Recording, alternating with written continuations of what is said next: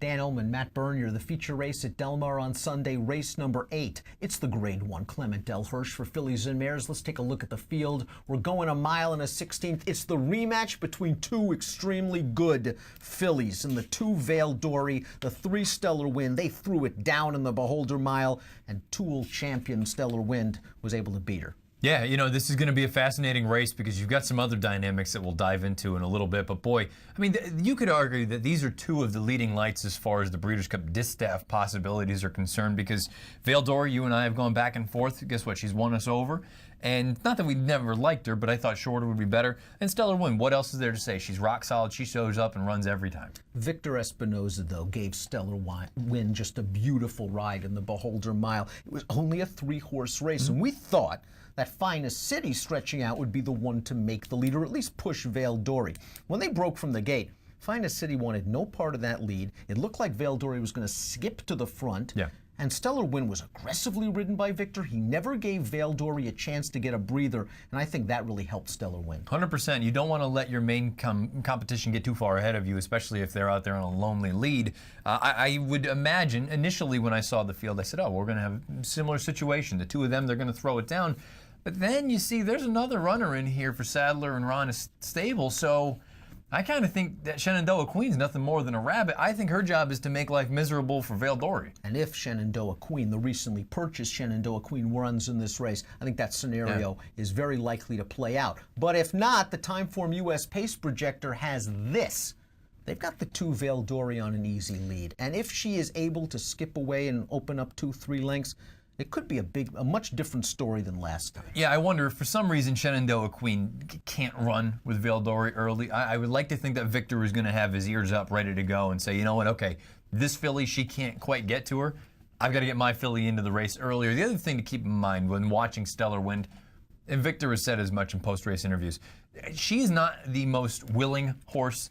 So very similar going a ways back now with a horse like Kid Cruz, where it looked gross because Kid Cruz is all out for 3/4 of a mile. This mare's usually out for about just under half mile, 3/8 of a mile. So don't be surprised if he goes to the bat early.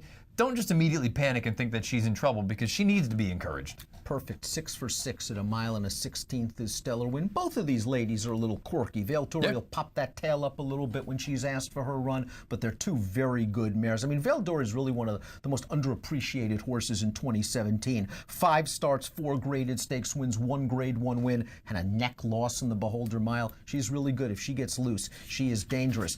We got to look at this formulator fact for the number 6, Faithfully. Baffert, of course, has Vale Dory. He also has Faithfully. I don't know what you say other than that's perfect. That's money in the bank.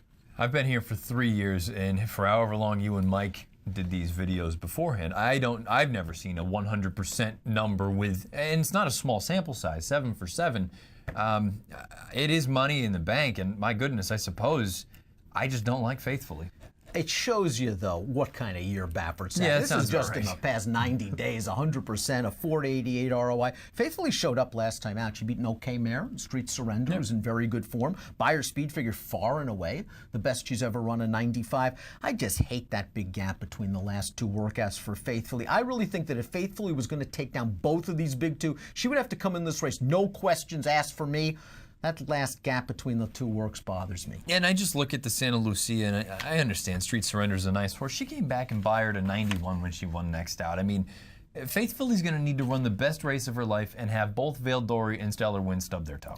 As for the rest, Motown Lady is here probably to try to get some black type. She scored last time out at Churchill Downs. She's good on turf. She's good on dirt. I'm not sure she's this good. I agree. I think they want to hit the board. Autumn Flower, we have seen this show time and time again. She's lost to Vale Dory 5 consecutive races, and now you're throwing Stellar Wind into the mix. No, I guess you're just looking to try to get a piece and cash a check. And if Shenandoah Queen runs, you got to think that her job is to push Vale Dory and set things up for her friend Stellar Wind. Yeah, I think that's the only reason she's here. Let's take a look at our picks for the Grade 1 Clement Hirsch Stakes.